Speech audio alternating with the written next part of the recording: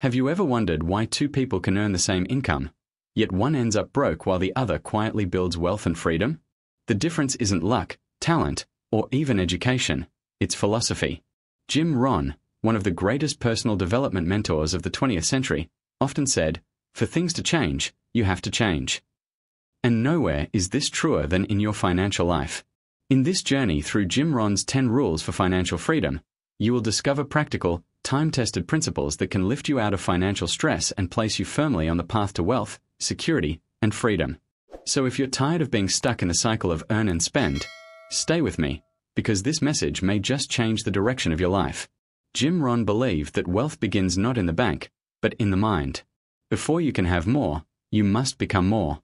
And financial freedom doesn't start with opportunity, it starts with discipline. That's why his first 2 rules lay the foundation. Rule number 1, spend less than you earn. It sounds so obvious, but millions of people ignore it. They work hard, they bring home a paycheck, but they live at the edge of their income, or beyond it. The moment they get a raise, they spend more. A new car, a bigger house, nicer clothes. Lifestyle inflation eats up every extra dollar. Jim warned against this trap, saying, if your outgo exceeds your income, your upkeep will be your downfall. Wealthy people don't measure success by how much they spend, but by how much they keep. Living below your means creates margin, and margin is where wealth begins. Rule number 2, pay yourself first. Most people pay bills, taxes, and debts first, and only if something is left over, they save. But Jim flipped this upside down. The first bill you pay is to yourself. Even if it's only 10% of your income, you set it aside before anyone else gets paid. Why? Because this money is not just savings, it's your ticket to freedom. It's the seed that will grow into investments, businesses, and opportunities. By paying yourself first, you declare that your future is just as important as your present. Think about it. If you earn $3,000 a month and set aside just $300, within a year you'd have $3,600. Multiply that over 10 years, and without any interest at all, you'd have $36,000. But when you add the power of compound growth, that money starts to multiply. Jim often said, it's not the amount that counts, it's the plan. Even if you can only save $10 out of $100, the discipline will shape your future more than the dollars themselves. These 2 rules may sound simple, but they are the dividing line between those who remain in financial struggle and those who begin the journey toward wealth. They demand discipline. They demand sacrifice. But they also create freedom, because once you control your spending and pay yourself first, you gain control of your future. And that's just the beginning. In the next section, we'll explore rules 3 and 4, where Jim Rohn shows us why financial education is non-negotiable and how to make your money work for you instead of the other way around. These are the principles that separate the majority, who only work for money, from the minority, who make money their servant. Jim Rohn often reminded us that if you want to have more, you must first become more. That's why financial freedom is never just about dollars. It's about knowledge, mindset, and choices. After all, money without wisdom will always disappear. This is why his next principles focus not only on what you do with your income, but on how you train your mind and build the discipline to grow beyond it. Rule number 3, educate yourself financially. Formal education might earn you a living, but self-education can earn you a fortune. The truth is, most schools don't teach us how money really works. You might learn algebra, history, or literature, but not how to budget, how to invest, or how to grow wealth. Jim urged everyone to make financial education a lifelong project. Read books about investing, attend seminars, study successful people, and learn from both their victories and mistakes. He once said, miss a meal, but don't miss a book. Why? Because knowledge compounds, just like money. Every book you read, every idea you study, every mentor you listen to adds to your financial IQ. And as your knowledge grows, your decisions improve. You avoid traps, you recognize opportunities, and you start to think like the wealthy do. Ask yourself, when was the last time you invested in your own education outside of school? If you want to change your financial destiny, start by feeding your mind daily with wisdom that moves you forward. Rule number 4, make your money work for you. Most people work hard for money, but never let money work for them. They trade hours for dollars, and when the hours stop, so does the income. The wealthy understand leverage. They put their savings to work, whether in investments, businesses, or assets that produce cash flow. Think about compound interest. Albert Einstein called it the eighth wonder of the world. If you invest $500 a month at a modest 8% annual return, in 20 years you'll have over $275,000. In 30 years, that becomes over $745,000. The principle is simple. Money grows when given time and discipline. But if you spend it all today, you rob your future self of that growth. Jim explained it like this: don't just work for wages, work for profits. A job gives you income, but investments give you freedom. Maybe it's real estate. Maybe it's a small business. Maybe it's the stock market. Whatever it is, the goal is the same: create assets that generate income without demanding your constant labor. Now, this doesn't mean you gamble or chase quick riches.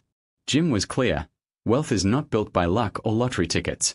It's built by consistent, disciplined choices to turn earned income into passive income.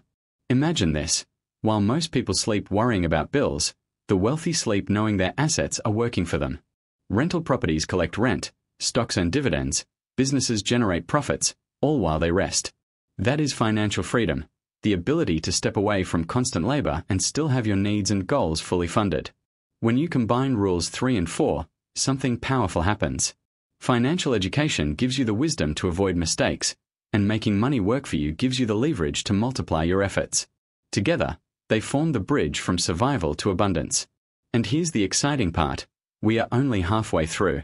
Because in the next section, Jim Rohn takes us deeper into rules 5 and 6, where he explains the importance of generosity and the law of sowing and reaping. These lessons may surprise you, because they reveal why giving is not just a moral duty, but also a secret key to prosperity. At this point, you've learned how to control your spending, pay yourself first, educate yourself financially, and put your money to work. These principles are the foundation of wealth. But Jim Rohn always reminded us that money alone is not the ultimate goal. Wealth without purpose is empty. That's why his next rules focus on character, on giving, gratitude, and the laws of life that go beyond mere numbers.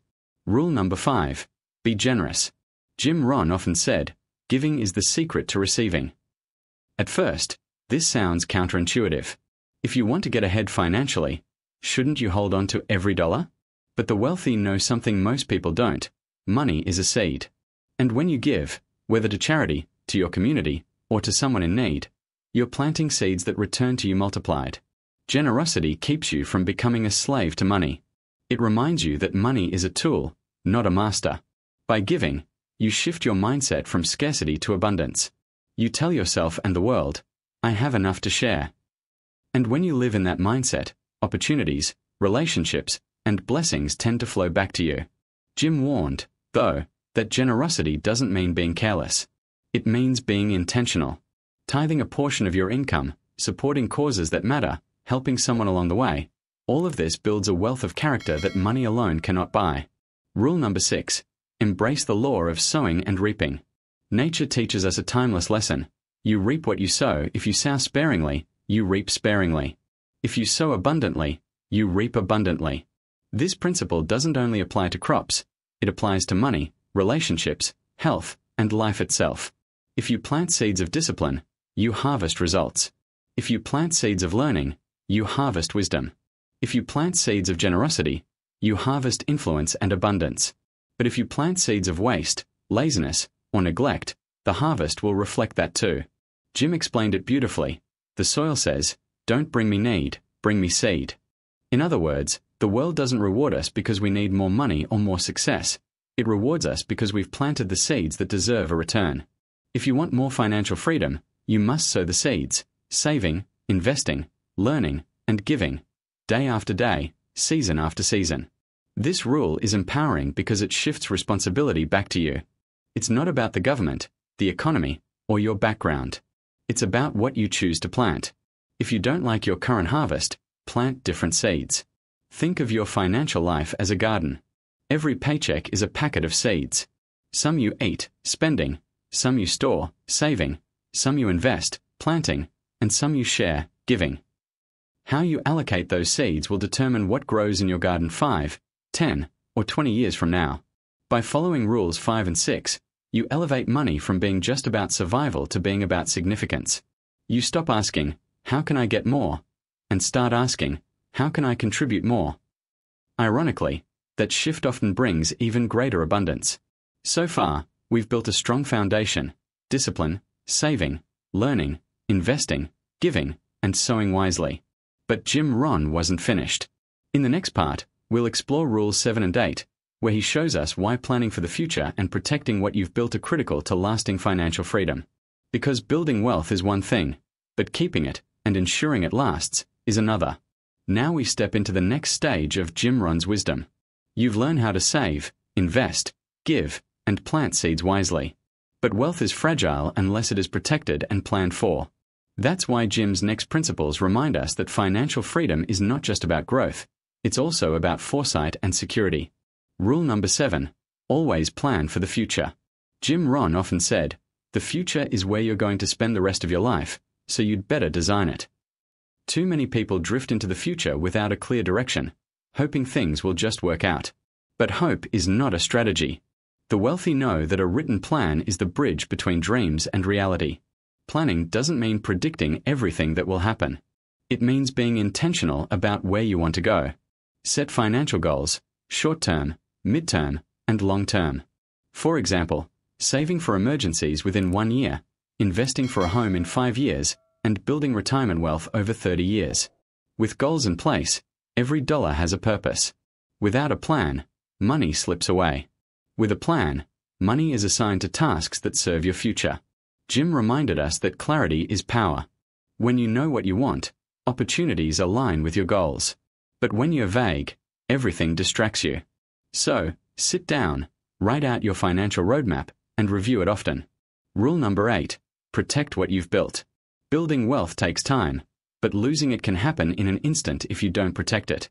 Jim Rohn often shared stories of people who spent years creating a business or an investment portfolio, only to watch it disappear because they didn't guard against risk. Protection comes in many forms. First, it's about avoiding unnecessary debt that drains your resources. Second, it's about insurance. Health, life, and property insurance are not luxuries. They're shields that protect your family from devastating setbacks. Third, it's about diversification. Never put all your money into one stock, one property, or one idea. Spread your investments so that even if one area suffers, the others keep you stable. Jim also warned against protecting wealth from outside risks but neglecting internal ones. Overspending, greed, impatience, or lack of discipline can destroy your wealth faster than any economic crisis. That's why financial freedom requires character as much as strategy. Think of your wealth like a castle. Your business and income streams are the towers. Your investments are the walls. Your protection measures, insurance, savings, diversification, are the moat that keeps enemies out. Without the moat, your castle is vulnerable. With it, you can sleep peacefully knowing your hard work is secure. By planning for the future and protecting what you've built, you move from short-term survival to long-term stability. You're no longer just making money, you're safeguarding a legacy. So, up to this point, you've mastered discipline, saving, investing, giving, sowing wisely, planning, and protecting. But Jim Rohn's final rules bring it all together. In the last part, we'll uncover Rules 9 and 10, the principles that elevate financial freedom from personal success to generational impact. Because true wealth is not measured only by what you keep, but by what you leave behind. We've journeyed through Jim Rohn's timeless wisdom, discipline, saving, investing, giving, sowing, planning, and protecting. But to complete his philosophy of financial freedom, we must explore the final 2 rules. These rules go beyond money. They speak to character, legacy, and the mark you leave on the world. Rule number 9. Live below your means but expand your capacity. Jim Rohn taught that financial freedom doesn't come from pretending to be rich. It comes from living with margin. Too many people get trapped by lifestyle inflation. The moment they earn more, they spend more. A raise at work turns into a new car. A bonus becomes a vacation. Soon, they're back at zero, no matter how much they earn. The wealthy think differently. They discipline themselves to live below their means, creating a financial gap that allows savings and investments to grow. They resist the urge to show off wealth before it exists. As Jim put it, learn to be rich before you look rich. But living below your means doesn't mean living small. It means using discipline today so you can live expansively tomorrow. When you invest wisely, When you create multiple streams of income, you expand your capacity. One day, you can afford luxuries without guilt, because they're paid for by your assets, not your paycheck. Rule number 10. Leave a legacy. The ultimate financial freedom is not just having enough for yourself but creating a foundation for future generations. Jim often asked, "What will you leave behind? Will it be debt and regret, or wisdom and wealth?" Leaving a legacy means teaching your children how money works, so they don't repeat the same mistakes. It means creating assets, businesses, investments, or even written wisdom that continue to grow after you're gone. True wealth is not measured by the car you drive or the house you live in, but by the impact you leave behind. Imagine the power of teaching your children early that money is a servant, not a master. Imagine them stepping into adulthood already equipped with the mindset of saving, investing, giving, and growing. That's the kind of legacy that multiplies for generations. So here we are, Jim Rohn's 10 rules for financial freedom. Pay yourself first. Develop financial discipline. Educate yourself constantly. Invest wisely. Be generous. Embrace the law of sowing and reaping. Plan for the future. Protect what you've built. Live below your means. And finally, leave a legacy. These rules are not theories. They are proven principles followed by countless people who escaped the financial treadmill and built lives of freedom and purpose. The question now is, will you just hear them, or will you live them? Because the truth is, wealth is not built in a day, but it is built daily. Every decision you make either moves you closer to freedom or traps you deeper in financial stress.